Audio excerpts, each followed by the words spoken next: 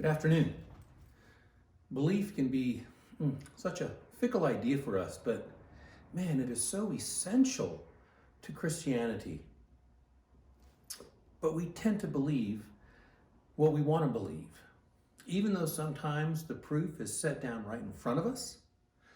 We really just want to believe what we want to believe. Sometimes that truth is skewed or misdirected, but sometimes it's the plain truth. We just don't want to believe it. We see that a lot right now in our climate today, especially with all the rumors about COVID-19 and where it came from, or how many people are dying from it, or how many people are infected with it. Is it really a pandemic? Is it not a pandemic? There's so many things out there. And we tend to grab on to what we want to grab onto, and that's what we're going to believe, whether or not it's the truth. We believe what we want to believe. But the apostles didn't see it that way. Jesus did a lot of things. He made a lot of signs, did a lot of wonders. And we tend not to believe that, probably because of the miraculous nature of those signs. But the apostles didn't see it that way.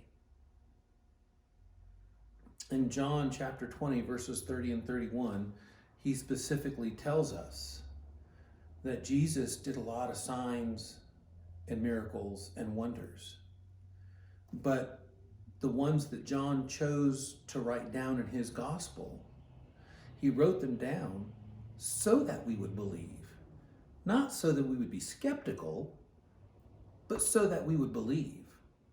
And then in the next chapter, the very last verse of the Gospel of John, he says, man, Jesus did so many other things. And if he were to write them all down, he supposes that the world couldn't contain enough books to write everything down that Jesus did. He did a lot of stuff. And John chose to write down several, some say 8, I'm going to go with 9, but that's okay. I think the resurrection is a miracle that we need to include in that. But John wrote these miracles down, and he wrote them down so that we would believe. When Peter speaks on the day of Pentecost, he is persuading the people to believe that Jesus is the Christ. If you go to Acts 2, we'll read starting in verse 22. We'll just read a couple of verses here.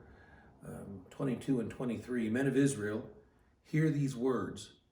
Jesus of Nazareth, a man attested to you by God with mighty works and wonders and signs that God did through him in your midst, as you yourselves know.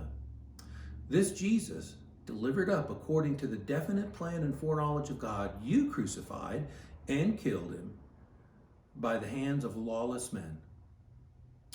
And then if you go on down to verse 36, we'll see where Peter tells all the house of Israel, he says, let all the house of Israel know. Therefore, for certain, God has made him, being Jesus, both Lord and Christ, this Jesus whom you crucified. So Peter is trying to persuade people out of their unbelief.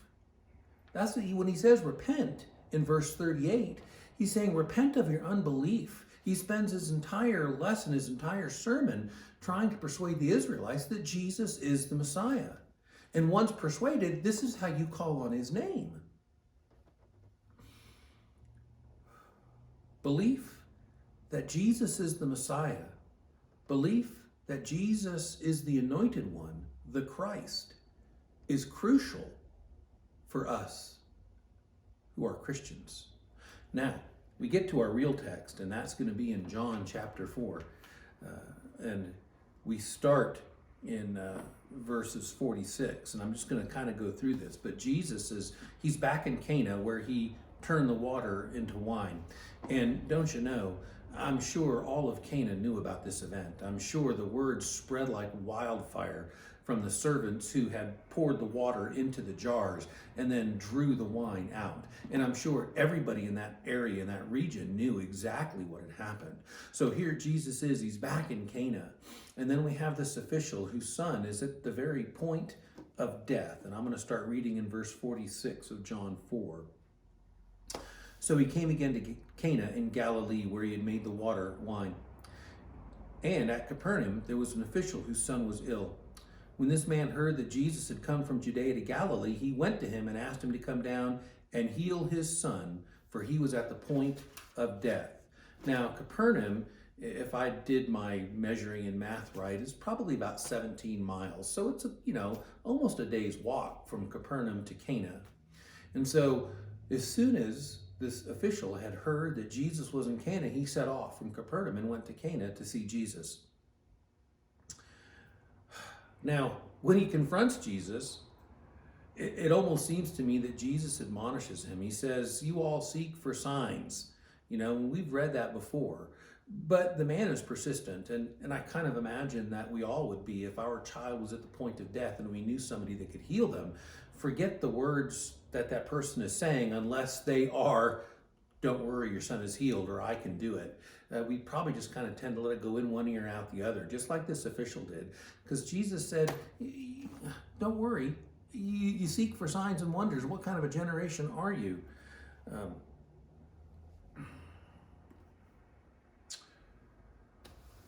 Verse 49, the official said to him, Sir, come down before my child dies. And Jesus said to him, Go, your son will live. Now, this is the next part of the verse I really want to key on.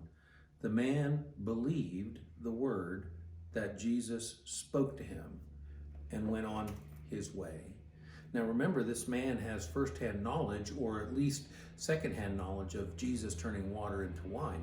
And so he goes there, and Jesus says, your son will live. And the man says, okay, you got this. And he starts his trek, almost a day's walk, back to Capernaum. Now, what's neat about this is right when Jesus said, your son will live, back in Capernaum, the son gets better. And the servants, seeing this, they start walking towards Cana to try and trying to tell the official that, don't worry, your son's okay. So let's pick up there. Verse 51, as he was going down, his servants met him and told him that his son was recovering.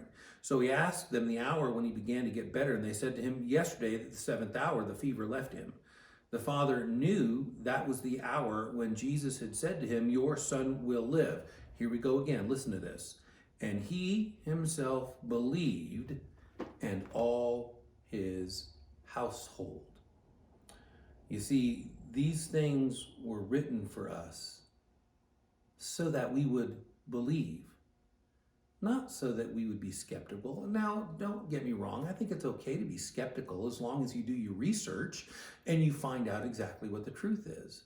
Now, for me, I've done my research. I've done all kinds of research into the biblical text, into the Greek scrolls that were written, and the New Testament documents, and I've come to the determination that they're true and correct, and that the things that were written in them actually happened.